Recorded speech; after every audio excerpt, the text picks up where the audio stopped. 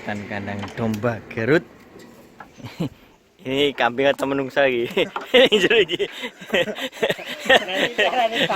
Dikira kambing yang gembret ya, disembelih ya.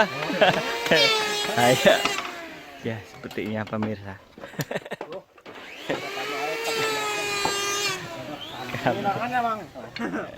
Wis. Sini spek kandang untuk domba Garut yang pakai atap. Ya, sekian dari kami. Assalamualaikum warahmatullahi wabarakatuh.